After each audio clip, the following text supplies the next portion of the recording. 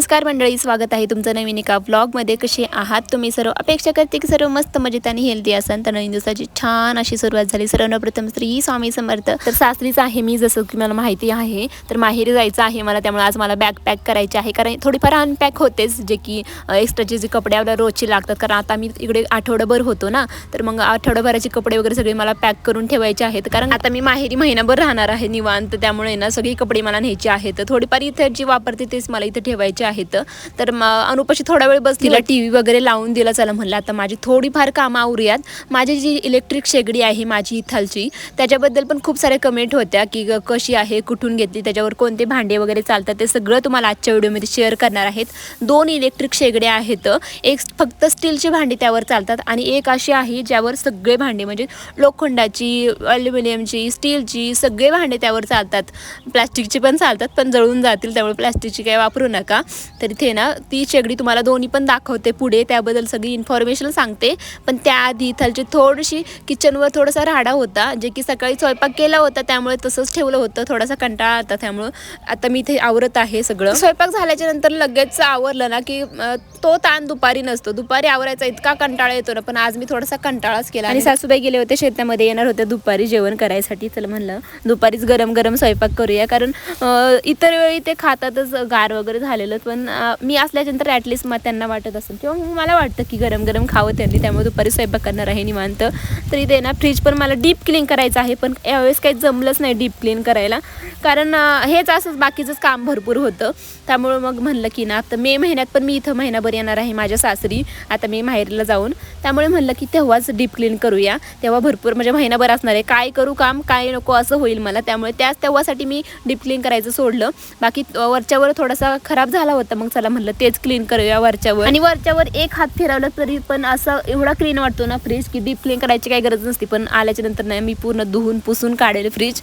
आणि गावाला आल्याच्या नंतर अनु इतकी वेडी होती ना, बघा कशी ढिंगाणा घालते, म्हणजे इतकी वेडी होती की काय सांगायचं। लहान मुलं भरपूर सारे असतात ना इकडे, मग एकामेकाचं बघून ते काय काय शिकतात ना, त्यांनाच माहिती। तर इथे ना अनुला खायचं होतं दूध बिस्किट, दुपारची वेळ होती, तिला म्हणलं जेवण कर, पण नाही, तिला दूध बिस्किट खायचं आहे। आणि ती एवढी हट्टी आहे ना की तिला जे म्हणन ते पाहिजेच असतं।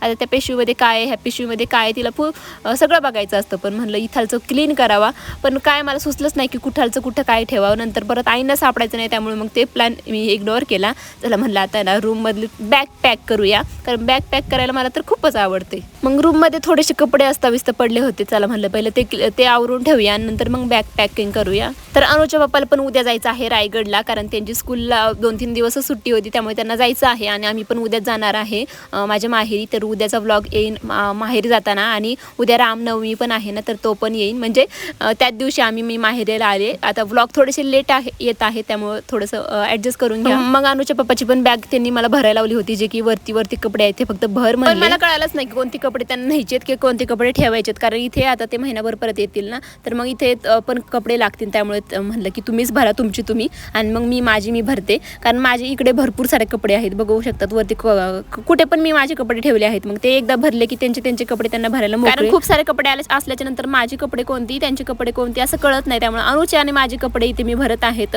आणि मग त्यांचे कपडे ते भरायला काय नाही। तर आता गावाला आल्याच्या नंतर एकाच ड्रेसवर तुम्हाला सगळे व्लॉग पाहायला मिळाले आहेत, त्यामुळे ना तुम्हाला असं वाटत असेल की एकच ड्रेस रोज घालते की काय, तसं काही नाहीये। हाच ड्रेस फक्त मी एक आणला आहे तिकडून, म्हणजे अजून पण आणले आहेत, पण ते नवे आहेत, मग ते रोज वापरायला नको वाटतात। मग इकडचे जे कपडे होते माझे, जे नाईटी वगैरे, मग तेच मी वेअर करत होते। ज्या दिवशी नाईटी घालेन त्या दिवशी मी व्लॉग काढला नाही, मी फक्त ना एक दिवसाआड असा व्लॉग काढत होते। तर ही साडी ना मी ड्रेस शिवायसाठी नेणार आहे, आईंची साडी आहे, आई म्हणल्या मला नाही लागत मग घेऊन जा, तर मग ती साडी मी ड्रेस, म्हणजे अजून भरपूर साड्या आहेत जे ते त्यांना लागत नाहीत, पण इतक्या चांगल्या साड्या कापायला नको वाटतात, जे की आपण कधी पण घालू शकतो ना। इकडे आल्याच्यानंतर मी आईंच्या साड्या वेअर करते, त्यांचे ब्लाऊज काही बसत नाही, त्यामुळे येताना मी ब्लाऊज असे जे स्ट्रेचेबल ब्लाऊज असतात ना, कोणत्या साडीवर मॅचिंग होतात, ते ब्लाऊज मी आता घेतले आहेत, जसं की तुम्ही इथून पाहिलंच आपल्या व्लॉगमध्ये तिकडच्या रायगडच्या। मग इथे आल्याच्यानंतर त्यांच्या साड्या वेअर करते। तर हा ड्रेस मला घालायचा होता, जे ड्रेस घालायचे त्याचं बाजूला काढत होते, आणि जे मग न्यायचे आहे तर ते बॅगमध्ये घालून ठेवत आहे। तर मी पहिल्यांदा खूप साऱ्या साड्या आणायचे, खूप सारे ड्रेस आणायचे, पण आई म्हणलं की एवढं सगळं वजन आणूस तर इथालच्या साड्या घालत जा, म्हणजे माझ्या पण साड्या आहेत बरं का इथे, पण नव्या साड्या ठेवल्या आहेत ज्या की मी रोज वापरू शकतो, म्हणजे रोज तर काय मी साडी घालतच नाही इकडे, किंवा मग कुठेच नाही घालत, पण ज्या की नाही का कधीतरी कुठेतरी बाहेर जाताना वगैरे, तर काठापदराच्या साड्या मी इकडे ठेवल्या आहेत, ज्या की मला आता अजिबात आवडत नाही। मला असे पार्टी वेअर किंवा मग लगेच घातलं की जाता येईल, लगेच घालता येईल अशा साड्या आवडतात, ज्या की मग आईंकडे भरपूर आहे. तर त्यामुळे मग माझं ब्लाऊज फक्त मी घेऊन येते आणि आई म्हणले की फक्त माझ्या साड्या घालत जा, म्हणजे ब्लाऊज फक्त आईंचा बसत नाही मला. खूप आईची तब्येत खूप कमी आहे आणि माझी आहे बऱ्यापैकी, त्यामुळे मग त्यांचा ब्लाऊज काही मला बसत नाही, त्यामुळे फक्त ब्लाऊजच घेऊन येते आणि मग बाकी साड्या वगैरे काही आईंच्याच वेअर करते मी इकडे आल्याच्यानंतर. तर मी इथं बॅग पण पॅक केली. आता त्याच्यात अजून 2दा-3दा बदल होतीलच, जाऊ द्या. ते इकडे ना ह्यांचे कपडे पण सुकले होते जे की यांना न्यायचे होते, मग ते पण घडे घालून ठेवते. त्यांची पण बॅग खाली दिसत आहे ना. तर मला पॅक करता म्हणजे मला कोणते कपडे नेवावं कोणते कपडे ठेवावं असं काही कळतच नव्हतं. मग फक्त त्यांच्या बॅगेवर ठेवलं आणि बाजूला ठेवून दिली, जे की आल्याच्यानंतर ते भरतील बॅग. आता तुम्हाला ह्या शेगडीबद्दल सांगते सगळी इन्फॉर्मेशन. तर ही शेगडी आहे, ऑनलाईनच घेतली आहे बरं का, फ्लिपकार्टवरून. ही मी टॅग करते खाली, बघा लिंक असते डिस्क्रिप्शन बॉक्समध्ये. चांगली आहे शेगडी आणि 2 वर्ष झाले आम्ही वापरतो. अजून 2 वर्ष झालं नसतं, थोडेफार महिने असतील, पण खूप चांगली आहे. त्याच्यावर खूप वेळा पाणी पण सांडलं आहे, पण काही करंट वगैरे लागायची काही भीती नाही आहे. जवळून दाखवते बघा, इथे ऑन ऑफचं बटन आहे, पलीकड टायमरचं बटन आहे आणि वरती आपल्याला फक्त ऑन ऑफ करायचं आहे आणि वरती फक्त सुरू करायचं एक बटन आहे, ते आपल्याला इथं दाबायचं आहे. 2च बटन आहेत फक्त, 2च बटन आपल्याला फक्त लागत आहेत. आणि पलीकडे टायमरचं वगैरे तुम्ही लावून ठेवू शकता की आपला कुकर किती वेळ आपल्याला शिजवायचा आहे वगैरे. आणि पलीकडे खाली जे असते ना बटन, तर ते कमी करायचं, मायनस म्हणजे कमी करायचं आणि प्लस म्हणजे वाढवायचा, जे की आपल्याला आपण वाढू पण शकतो. खूप 2000 का काहीतरी पर्यंत आहे हे.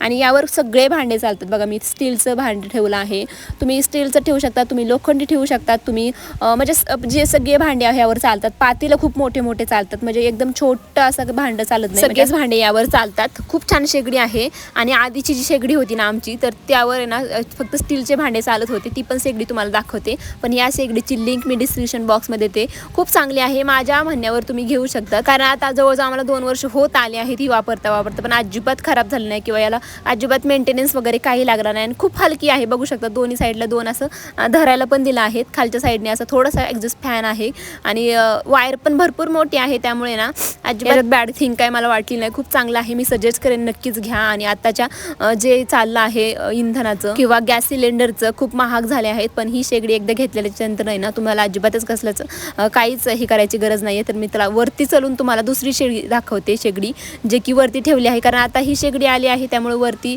आम्ही ती शेगडी वापरतच नाही, ती ठेवून दिली आहे. कारण ह्या शेगडीवर आहे ना कोणते पण भांडे चालत नव्हते, फक्त स्टीलचे भांडे चालत होते, त्यामुळे ही शेगडी आम्ही ठेवून दिली आहे, जे की चालू आहे. तुम्हाला चालू करून पण दाखवली असते, पण आता माझ्याकडे टाईम नव्हता, कारण मला आवरायचं पण होतं बाकीचं. फक्त ऑन ऑफचं बटन कमी जास्त यावर करू शकतो. खूप सोपी आहे ही तर वापरायला, यापेक्षा खूप सोपी आहे ही. पण यावर कोणते पण भांडे चालत नाही ना, आम्हाला कुकरसाठी वगैरे सगळ्यासाठी लागत होती, त्यामुळे ही शेगडी आम्ही दुसरी घेतली.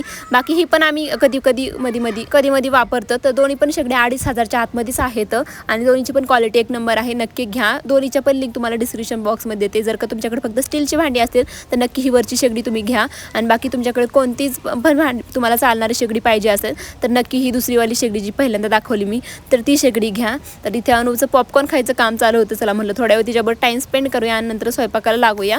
तर तिलाही सवयच लागली आहे की पॉपकॉर्न खायचं, म्हणजे टी व्ही बघताना पॉपकॉर्न तिला आवडतं. तिला असं वाटतं की थिएटर मध्ये बसल्याच्या नंतर जसं फील येतं ना तसंच तिला फील येतं.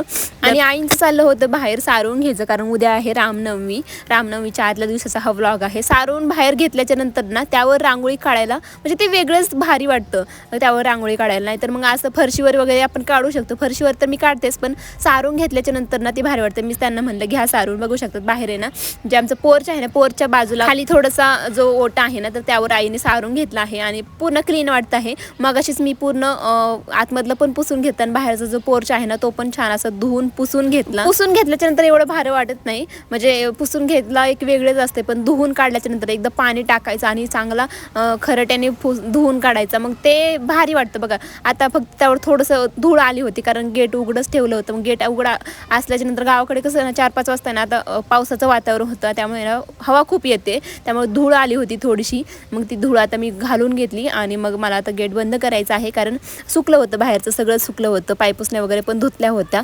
नंतर मला जायचं होतं पार्लरला, तिकडे रायगडला जायचं होतं मला, पण तिकडे काही टाईमच भेटला नाही. आज जाऊ उद्या जाऊ, मग म्हणलं चला इथं पण चांगलं आहे. तर रामनवमीचा बघू शकतात किती छान असा म्हणजे चांगलं डेकोरेशन वगैरे केलं. उद्या इथे मोठा कार्यक्रम आहे, जे की उद्याच्या ब्लॉगमध्ये तुम्हाला दाखवेल. आणि उद्या मला माझ्या माहेरी पण जायचं आहे, ते पण उद्याच्या ब्लॉगमध्ये तुम्हाला दाखवेल. बाकी मग आयब्रोज वगैरे करून आले, कसे वाटते नक्की सांगा कमेंट. आणि अनु खात आहे आईस्क्रीम. चला मग हे आईस्क्रीम सोबत आजचा व्हिडिओ मी इथे सेंड करते. लाईक करा, भेटू मग उद्या. बाय.